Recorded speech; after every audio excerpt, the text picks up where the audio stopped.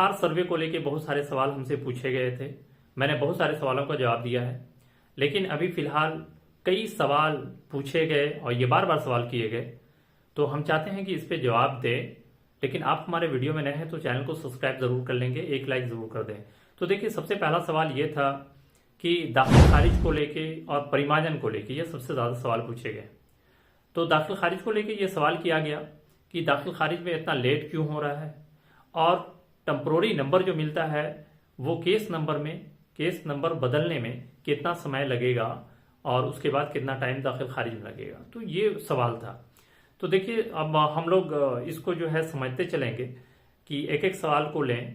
तो जहां तक टेम्पोररी नंबर की बात है और दाखिल खारिज की बात है, तो दाखिल खारिज लेट होने की वजह जो बताई जा रही है, तो वजह सबसे बड़ी यह है कि कई ऐसी जगह है जहां पे आवेदन की संख्या ज़्यादा है। तो वैसी जगह पे जो पहले आवेदन आ चुका है, उस आवेदन के चलते पिछले आवेदन को हॉल्ट किया गया, रोका गया है। आगे आवेदन किया गया है, उस आवेदन को क्लियर करना है, उसके बाद ही जो है वो टेम्पोररी नंबर को केस नंबर में बदलेंगे। और कई जगह ऐसी है जहां पे जल्दी हो जाता है कि आवेदन की संख्या वहां पे कम है और आवेदन ना के बराबर है। तो वैसे में ये होता है कि टेम्पोररी नंबर आपको मिलता है और कुछ दिन के बाद वो चेंज हो जाता है केस नंबर में, और केस नंबर फिर जो है कुछ दिन में आपको दाखिल खारिज कंप्लीट हो जाता है। तो ये इसकी हकीकत है। कई लोगों का कहना है कि इनका जो है टेम्पोररी नंबर में काफ़ी समय लग रहा है। तो समय लगने की वजह यही है कि आगे काफ़ी आवेदन पड़े हुए हैं जो आपसे आगे किया गया है, और वो आवेदन की वजह कर आपके आवेदन को रोका गया है, वो होल्ड है।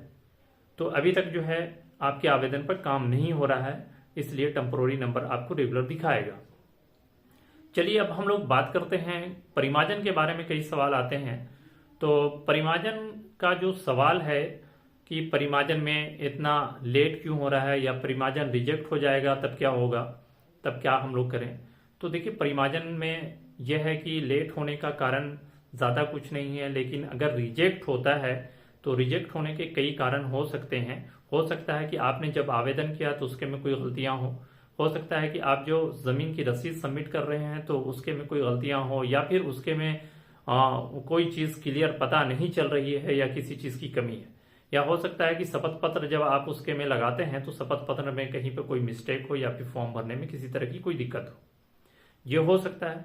या हो सकता है कि उनको पंजीयन, जिस ब्लॉक में आप आवेदन किया उसमें पंजीयन उनको नहीं मिल रहा है, इसकी वजह कर भी दिक्कत हो सकती है। तो देखिए, रिजेक्ट होने का कारण भी पता करने का, जब भी कारण आपको पता चल जाए तो आपसे दोबारा आवेदन कर रहे हैं। लेकिन दोबारा आवेदन करने से सब सारी चीज़ को गौर कर लेंगे कि कहीं पर किसी तरह की दोबारा दिक्कत ना हो। जैसे में आप रसीद सबमिट करते हैं, शपथ पत्र लगाते हैं, तो ये सारी चीज़ को आप देख लेंगे, उसके बाद ही जो है आवेदन को करें। और आवेदन करने से पहले आप ज़रूर इस चीज़ पर गौर करेंगे कि कहीं भी किसी तरह की कोई गलती ना हो शपथ पत्र भरने में। जब आप शपथ पत्र को भर रहे हैं तो वो सही से भरें और उसके बाद इसको ऑनलाइन सबमिट करें।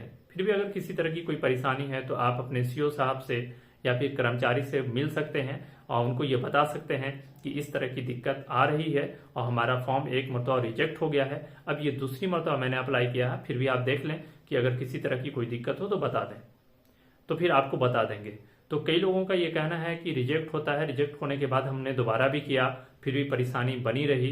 लेकिन इसके में क्या है कि देखिए, सीओ साहब की तरफ से ऑर्डर आना ज़रूरी है, और अगर सीओ साहब इसके पर बता देते हैं आपको कि क्या दिक्कत है, और सीओ साहब अगर फिर भी नहीं होता है तो आपके ज़मीन पे अमीन भेज के नाप के उसका एरिया निकाल लेंगे, उसके बाद वो अपना फैसला दे सकते हैं। तो देखिए, ये पूरी हकीकत थी। और कई लोगों का कहना था कि क्या मोटेशन नहीं हो रहा है, काफ़ी दिन से आवेदन लटका हुआ है, तो वैसे में हम लोग क्या करें, क्या कुछ पैसा देके कराना होगा। तो देखिए, पैसे की जहाँ तक बात है तो हम आपको क्लियर बता दें कि पैसा देने की ज़रूरत नहीं है। पैसा आप अपने हिसाब से देख लें। अगर जिस ज़मीन पर कोई विवाद नहीं है तो पैसा देने की कोई ज़रूरत नहीं। लेकिन अगर वहाँ पे किसी प्लॉट पे विवाद हो, तब आप अपने समझ लें कि आपको जिस तरह से करना हो उस तरह से आप कर सकते हैं। इसलिए कि बिना विवाद वाली जगह आसानी से होगी, भले थोड़ा सा लेट होगा, लेकिन किसी तरह की कोई दिक्कत नहीं आएगी, विवाद नहीं है तो। इसलिए कि जब विवाद खड़ा हो जाता है या फिर विवाद कहीं पर रहता है तो उन लोगों को एक मौका मिल जाता है पैसा खींचने का, और इस हिसाब से वो अपना पैसा खींचते हैं और एक तरह का उन्हें बहाना मिल जाता है। ये बहुत इंपॉर्टेंट सवाल थे जो मैंने पूरी कोशिश की आपको इसका जवाब देने की। तो लेकिन फिर भी अगर आपकी तरफ से कोई को आप ज़रूर पूछें, किसी तरह का भी सवाल हो तो हम पूरी कोशिश करेंगे आपको जवाब देने की। वीडियो देखने के लिए बहुत बहुत शुक्रिया। मिलते हैं अगले वीडियो में।